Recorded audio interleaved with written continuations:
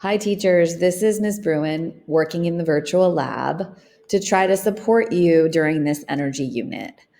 This video goes out to all of you in the hopes that we can put some purpose behind all of the research that your kids are doing, that your scientists are doing. So today I'm going to be talking to you about holding an energy debate or an energy summit, if you will. So using all of the cost benefit analysis research that your students are doing to have them face off against each other and give some speeches to put some purpose behind all of the hard work that they're doing and the facts that they're collecting.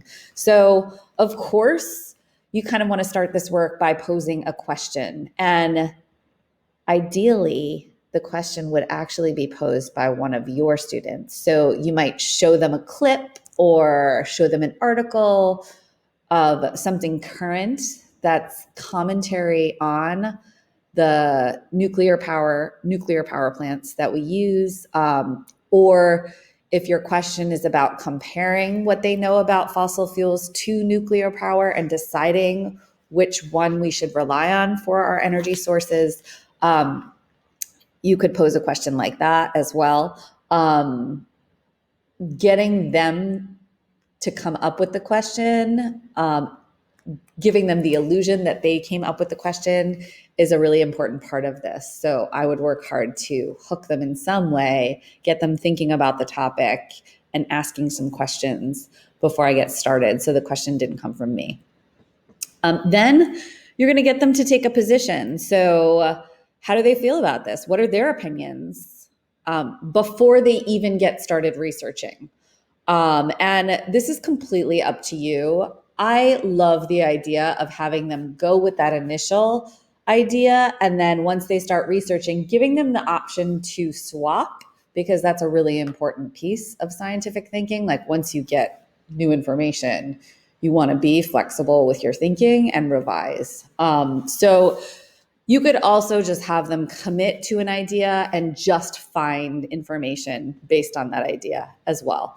Or you could force them to pick out of a hat, and randomly they pick what they pick, and it's going to be their job to defend that idea. It's completely up to you how you want to structure that piece of it. So after you do that, you're going to have them do some quick research. Make sure that all of the resources are angled to what they need. So you can use Padlet as a resource center for that.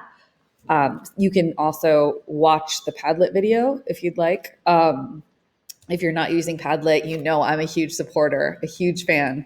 I wouldn't have been able to survive this year without it. So you're going to be guiding them to look for evidence that supports your position.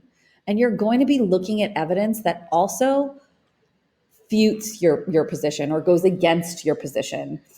You may want to keep track of those facts as well so you can combat them.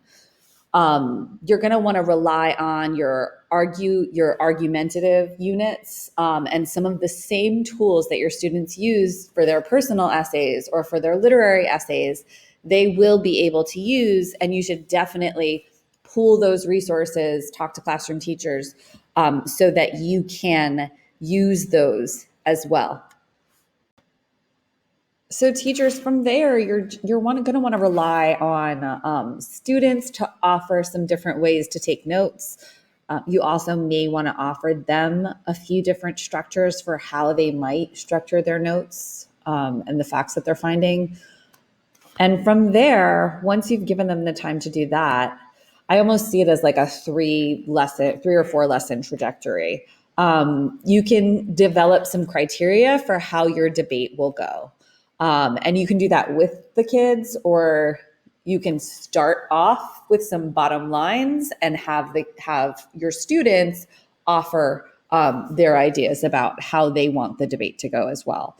Now, it completely depends. You know your kids best. So you could have kids in breakout rooms or in person split up and do 2-on-2. So the original partnerships that were taking opposite sides or opposing sides, they can argue against each other. Or you can split up those original partnerships and have students argue 1-on-1.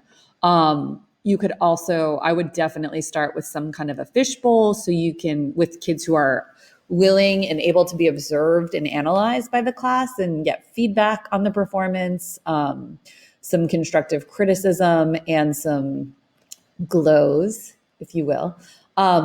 So totally up to you, but I think that doing something like this can ground and give purpose to all of the research that they've been doing, having a little battle of the brains or debate or whatever you want to call it, an energy summit. It might be a bit more fun than just doing the work in the slideshow or on a notebook, making it come to life a little bit. I hope this was helpful, and I will see you in the next video.